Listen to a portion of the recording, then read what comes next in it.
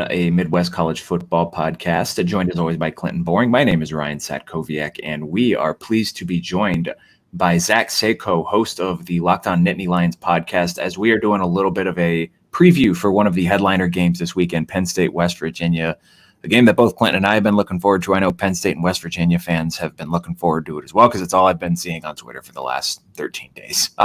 Zach, thanks for joining us this evening, sir. How you doing tonight? I'm doing great, and it's awesome to be here. Thanks for having me on the show. Oh, well, we appreciate you making some time for us. We're excited to talk actual football. It's no longer hypotheticals. It's the rubber is meeting the road. We are 5 days away. We've been waiting a long time for this, as I'm sure you have as well. So before we kind of dig into the nitty gritty tonight, just want to give you the floor for a minute to kind of introduce yourself and kind of talk about the work that you do with Locked On Nittany Lions. Well, Ryan, I appreciate that. So I am the host of Locked On Nittany Lions. You can find it on YouTube, wherever you get your podcasts, where I'm posting daily episodes about Penn State football. Penn State wrestling's obviously huge for the athletics program. So everything from football to wrestling, men's basketball, all-encompassing recruiting, talking about it daily, every single week over at Locked On Nittany Lions. He's the perfect guy to join us for this evening, because that is what we are going to focus on this evening. I'm sad that this is a noon game, first and foremost, because I feel like this is the type of game that just it needs to be at prime time. But alas, we are merely beholden to the corporate overlords who run the TV network. So we got a noon game for this. I'm sure that's not going to impact the atmosphere at all. I'm sure West Virginia fans and the Penn State fans that make the drive down to Morgantown are going to be jacked for this. Just first and foremost, Zach, just kind of your general thoughts on the game. We got Penn State as an 8.5-point favorite right now, which it feels a tad bit high to me. And that's not to say that I don't think Penn State's going to be good this year. I just think West Virginia is a good team. Game at West Virginia, you figure that gives a couple of points. So I think this kind of gives us a little bit of an insight onto what some of kind of these power brokers, these power rankings make of Penn State this season, that they're so highly thought of going into such a big game. I mean, this is around my ballpark. I have this 31-24 Penn State over West Virginia. So that 8.5 is, that's a difference of 7 points to 8.5. So I think this is a touchdown game, but I think Penn State will have a lead, and West Virginia kind of gets that late score because they're built to wear teams down. West Virginia is really good offensively. Defensively, I have some questions and concerns about them, but Penn State's offense and defense, they are going through some changes. They're replacing both coordinators, Andy Kotelnicki and Tom Allen. As good as they are, there are going to be some bumps in the road, some speed bumps there to getting the perfected version of these groups. So in week one, I think that's what if we're referring to Vegas in the books here, that's exactly what they're mostly accounting for. I mean, this isn't a seasoned Penn State team just yet. I think they will turn the corner with those respective groups week 6, week 7, because that's what normally happens here. When we're talking about Penn State versus West Virginia on paper to open up the season week 1, I like that Penn State has West Virginia week 1 and not actually week 7, week 8, because I do have my concerns about the defensive depth chart in areas, and particularly linebacker, and a West Virginia team that's physical, that tries to impose its will with its ground game. You have a quarterback and 2 running backs that all had almost 800 yards, 750 plus. Like, that's going to bode well for West Virginia. However, Penn State right now at full strength is prepared to go up against that, and they face that year in, year out. It's not like it's something they're not used to. Teams in the Big 12, that's a different story. That's a headache playing West Virginia. But when it comes to Penn State in the Big 10, they see that with Michigan, Ohio State recently, Illinois, Iowa, Minnesota. The list goes on and on and on of these ground and pound teams that Penn State and James Franklin teams are just all too familiar with. So they're not going to be surprised by anything that West Virginia has done. And that was showcased last year in 2023. I don't think it's any different in 24. That's actually a really interesting point you bring up. And some of these kind of bigger non-conference games seemingly fall by. It was weird when we expanded the playoff. It seemed like kind of the argument was, we're going to get more great non-conference games because teams are going to look to bolster their strength of schedule. And now it seems like we're kind of going in the other direction, where conferences are expanding, conference schedules are expanding, teams are less likely to want to play a tough team out of conference because, like, I'm playing 9 conference games. I don't really need this. I got the 12-team playoff. Why do I want to lose a game here? But when you would get these weird non-conference matchups, and I know these are teams that have played each other, but you'll get like the weird SEC Big Ten matchup or something like that. And it's two styles of play that don't necessarily ever face each other. But you look at what Penn State is used to playing. That's the old adage. The Big Ten West is we're just going to 3 yards in a cloud of dust. We're going to try to grind you up into dust and hope that you break first. And maybe in the Big 12, when it's a little bit more spread it out, you got smaller linebackers who are trying to keep up with the speed of the game. Well, then you got a West Virginia team that has an absolute tank and a running back in C.J. Donaldson. I will just run him up the middle 25 times, and eventually you guys are going to tap out. So it seems that Penn State on defense is, at least from the frontline players, a little bit more adept at handling that. From a defensive standpoint for the Lions, what do you see as kind of keys of the game to kind of shutting down this West Virginia attack? I mean, West Virginia, again, their emphasis is ground and pound, and as it should be, with a true dual threat quarterback that doesn't make a lot of egregious mistakes. So turnovers, interceptions, he doesn't put the football on the turf. He's very good about protecting the football and then sustaining those drives. Garrett Greene is good at what he does. C.J. Donaldson, as you mentioned, is literally a tank. he's your true traditional power back. And then Jaheim White wasn't in that game a season ago, and he ended up, with a part-time role, and then expanding throughout the season, was able to have, be one of the leading rushers on this team, even though he didn't play a full 12 games. So that's impressive in its own right. But the way to take away West Virginia is to take away its ground game. Okay, you stop the ground game and you force West Virginia into obvious passing situations, you should have a good day, because West Virginia's defense is not going to be able to stop you. If you are a competent offense and your defense can just kind of withstand what West Virginia, again, it's just kind of that repetition. You bend, eventually you break. That's what West Virginia likes to try to do. And they also like to try to bait and switch. They like to run the ball. And then when you're least expecting it, go deep downfield. So West Virginia's offense, it is good at what it does. I respect West Virginia's offense. But Penn State, again, is built to do this. They had the number one rush defense a year ago. I get it. I have my concerns about linebacker, but they're at full strength right now. So with a team that is returning the top run defense a season ago, going up against a run-heavy offense, and Penn State bolstered the secondary, and word around town is that the secondary is actually better than what it was a season ago. Again, I don't see a world. I don't see a lot of realities where Penn State loses this game. Though I think West Virginia covers, yes, but do I have a world where West Virginia wins? No. And you certainly mentioned the defense here, then the pass rush. Like if you can stop their run game, Abdul Carter now off the edge could be an absolute nightmare for Garrett Greene in the offense if Penn State can force him to pass. And we kind of let's flip over to the other coordinator now. Andy Kotelnicki comes in from Kansas. Drew Aller had a phenomenal season last year. How do we kind of see this offensive scheme playing out under him for game one? We don't really have anything under our belt yet as far as what Penn State may do with him. Do you think they lean more heavily on Singleton and Allen, which I'm sure is probably going to be a pretty hostile environment, or do they let Aller start to sling it down the field a little bit? I think they're going to definitely lean on Singleton and Allen. And that's just Andy Kotelnicki at his base. He's an offensive line, tight ends guy, ground game. Okay. We saw Brent Key walk away from the Georgia Tech game and say, run the football. Well, that's essentially what Andy Kotelnicki likes to do. You look at every metric for Kansas's rush attack a season ago in 2023. That was with Kansas's players, right? This is now Nicholas Singleton, who was a 5-star, Drew Aller, who was a 5-star, and Kansas's collection of 2 and 3 stars. And they were top 10 in every single rushing metric. So now imagine what Andy Kotelnicki can do. If he can get top 10 results with those players, imagine what he can do with the kind of talent that's at Penn State. I think they keep it fairly simple. I think they'll work some wrinkles in, but it's not, they're not going to throw the kitchen sink at West Virginia. One, because they don't have to, and two, I don't believe they can at this point. Week 5, 6, 7, that's a different story because they need to face live competition to get completely used to the new system. Andy Kotelnicki's system is very unique. It's different.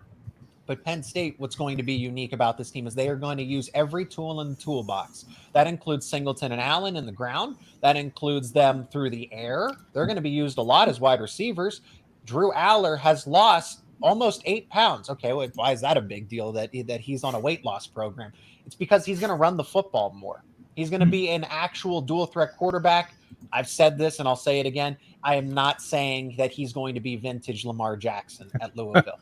But if he can keep defenses honest and get 5, 10, 15 yards here and there, you might have to spy him. You just have to account for it. It just takes a player away out of coverage or making a missed assignment, right? It's those little things. Now Allard can, on 3rd and 6, it's not whoa, they're passing it. No, Allard can run the football and get you a first down here and there, or just keep it on an option read. The RPO doesn't become so cookie cutter, so obvious.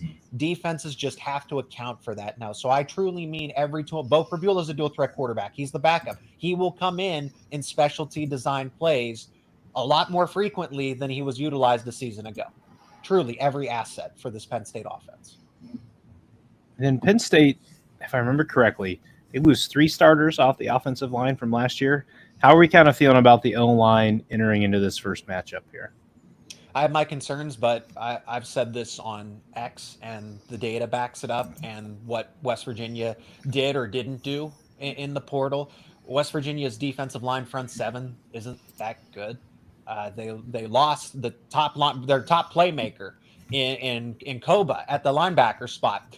By far led the team in tackles, was just one of the better playmakers that they could have had, and was actually in that game a season ago one of the biggest difference makers for West Virginia, and why Singleton and Allen were actually pretty limited in the ground game because of a player like Koba at the linebacker spot. But he moves on to the NFL, rightfully so. I think he has an NFL skill set.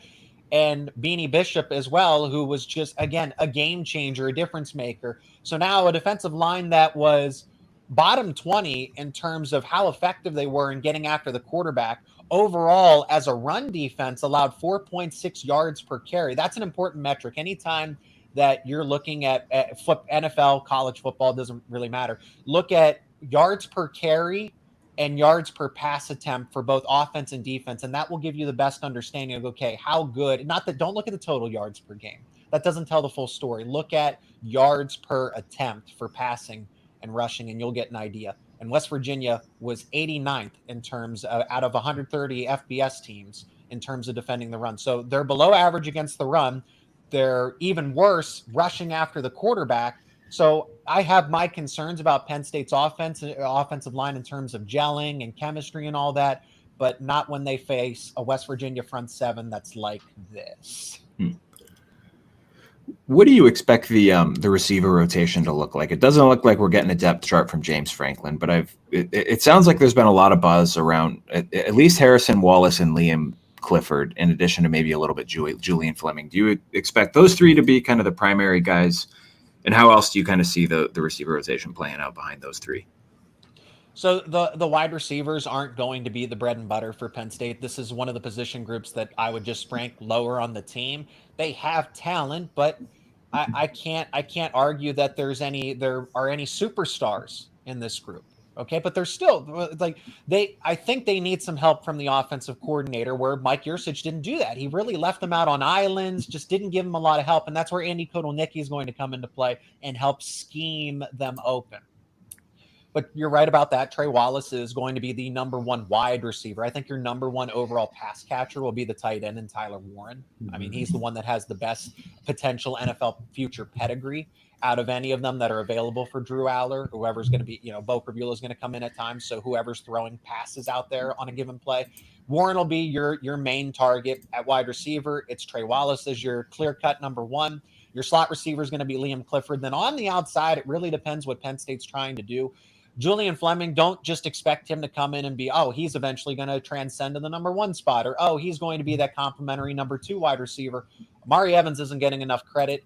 And where Mike Yursich lacked in explosive playmaking or just a play designing a season ago, you need a guy like Amari Evans, who is just a pure speedster, to be that kind of player. So those jet sweeps, those motions, the misdirection, being able to attack a defense over the top. Amari Evans is probably one of the top 3 fastest players on this Penn State team. However, he's unproven. But I think if Amari Evans figures it out and is gradually worked into this offense, he could be quietly, he's a sleeper player on this team to have a breakout season on offense. And we sometimes forget to leave out a key piece, but maybe a smaller piece here: special teams. How do we see with Penn State, mostly maybe in the return game, but let's talk about the kicker just briefly too. If it come down to the wire that we need a game-winning kick, so kind of those special teams units for Penn State. So I'll start. Punting is going to take care of itself.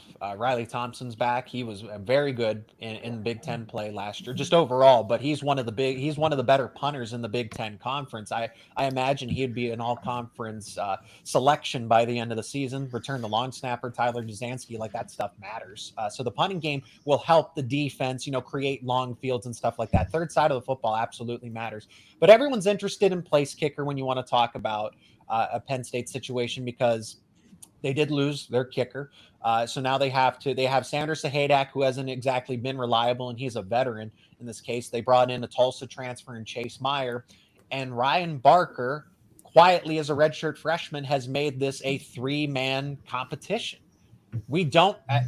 Nobody's asked her if Penn State James Franklin hasn't exactly revealed it, I should say. He's just said, hey, all the kickers are doing as well as they can. They're making this a close competition. My choice, from what I've seen, just in brief practice stints, some highlight videos on social media, that Ryan Barker would win the job.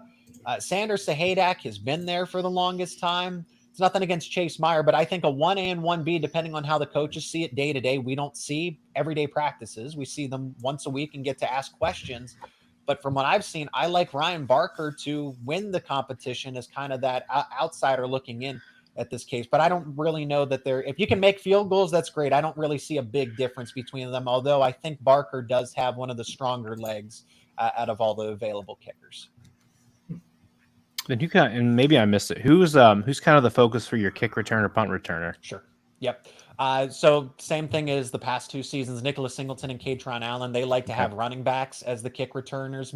Singleton's the main guy and Katron Allen's the up man. They might try to cycle in true freshman Quentin Martin. He's also a running back as well. But that's anytime they set up for a kick return, 99 times out of 100, it's going to be a running back out there. As far as punt returner goes, so Caden Saunders, we don't know if he's going to be, and I should have mentioned him at wide receiver too. He'll cycle in at that slot receiver spot with Liam Clifford. But at punt returner, he's the clear-cut starter, according to the special teams coach, Justin Lustig. However, Saunders has some bumps and bruises per James Franklin recently. So if he's not available, that's where it kind of gets interesting. And I don't know, even with Caden Saunders in there, I don't have this overall heightened confidence. Just as long as you can field the punt, maybe get 5 or 10 yards, you're good there. But to say that Penn State's going to get that explosiveness like a Jahan Dotson or just Daquan Hardy a season ago, I don't think that's there with this group. They typically put a receiver or a defensive back to return punts. So it's kind of more of a question mark if Caden Saunders, who had a clear-cut lead in the competition, isn't available to go. It's kind of a jumble of who's going to take that over as the backup. So Zach, you've mentioned the West Virginia front seven as an area you think that Penn State's going to be pretty easily able to exploit in this game. On the other side of the coin, you've mentioned your concern with the Penn State linebackers, and maybe it's more of a depth thing than anything else. But if there's one area, either offensively or defensively, with this Penn State team that you think is most worrisome, I guess we'll phrase it. What area of that game, of their kind of roster, do you see potentially being problematic in this opener? I think it's overall, I guess, chemistry, if you will, for offensive line. I think that's one. Because the battle's won up front in the trenches, and then two, you do have your question marks at linebacker, and then again, West Virginia is going to be so overly physical that these guys really need to get through this. If you can get through this game, 4 quarters of this game, you have Bowling Green, you have Kent State, you have time to get healthy before Illinois, so they can't afford to lose a Kobe King, a Tony Rojas, or a Dom DeLuca, because you are really thin past that. And I don't know how familiar you guys are with some of the offseason news. They did lose a key defensive end and one of probably a second string linebacker, and Jameel Lyons, the defensive end, Kavion Keys, the linebacker. Those guys are off the team. They were kicked out of school.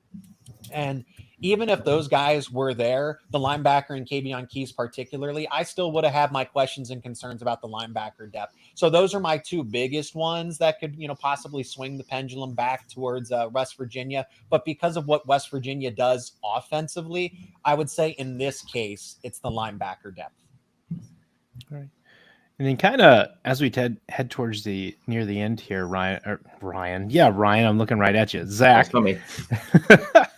You should see us on the episodes when we have two Ryans in addition to me. It gets real confusing trying to go back and forth. So bad. I want to kind of hit this part here. And I tweeted this out earlier. Penn State wins if, and then West Virginia wins if. Can you finish those two sentences for me there? I'll start with West Virginia.